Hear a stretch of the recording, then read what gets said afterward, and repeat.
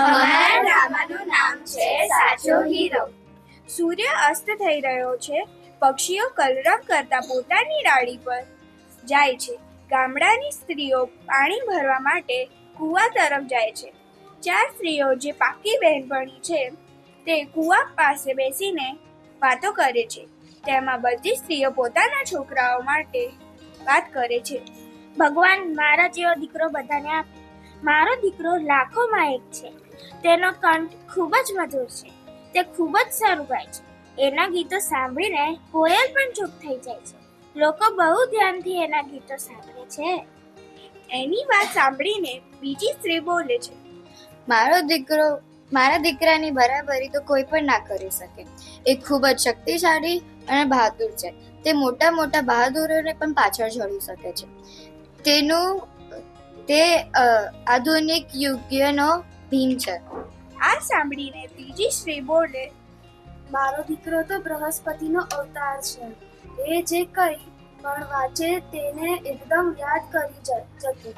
એવું લાગે કે જાણે તેના કંઠમાં સરસ્વતી વિરાજમાન હોય. ત્રણેય સ્ત્રીઓની વાત સાંભળીને ચોથી સ્ત્રી ચૂપચાપ બેસી રહી. તેણે તેના દીકરા વિશે કંઈ જ ના કીધું. પહેલીએ તેને બોલતા કહ્યું, તું કેમ ચૂપ છો? તું પણ તારા દીકરા વિશે કંઈક તો કે.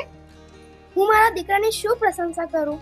એ ન તો ગંધર્વો જેવો ગાય છે, કે ન તો ભીમ જેવો બલવાન, કે ના તો બૃહસ્પતિ જેવો બુદ્ધિમાન. થોડા સમય પછી એ બધી સ્ત્રીઓ પાણી ભરીને પછી ફરીથી હતી ત્યારે જ કોઈ ગીત સાંભળ્યું. આ સાંભળીને પહેલી સ્ત્રી બોલી, સાંભળો, મારો હીરો આવી ગયો છે. તમે સાંભળ્યો એનો કંઠ કેટલો મધુર છે. એ છોકરો ગીત ગાતો ગાતો એ જ રસ્તેથી નીકળી ગયો. એણે પોતાની મા તરફ ધ્યાન પણ ન આપ્યું. એટલામાં જ બીજી સ્ત્રીનો છોકરો ત્યાંથી આવતો હતો. જો મારો લાડલો દીકરો આવી રહ્યો છે. શક્તિ અને સમૃદ્ધિમાં તેની બરાબરી કોઈ પણ ના કરી શકે. તેનો છોકરો પણ તેના તરફ ધ્યાન આપ્યા વગર જ જતો રહ્યો. એ લોકો થોડા આગળ ગયા અને ત્યાંથી ત્રીજી સ્ત્રીનો છોકરો સંસ્કૃતના શ્લોક પાઠ કરતો નીકળ્યો. એના ઉચ્ચારણથી એવું લાગતું હતું કે તેના કંઠમાં સરસ્વતીનો વિરાજમાન હોય. એ ગદગદ અવાજમાં કહ્યું, આ જ છે મારો દીકરો. છે ને બૃહસ્પતિનો અવતાર. એનો છોકરો પણ તેને જોયા વગર જ ચાલ્યો ગયો.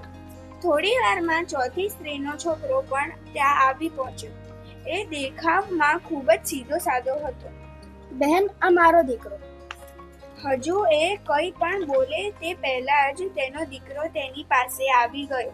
પોતાની માને જોઈને તે ઊભો રહ્યો. માં, આપો આ પાણીનો ઘડો, હું લઈ લઉં.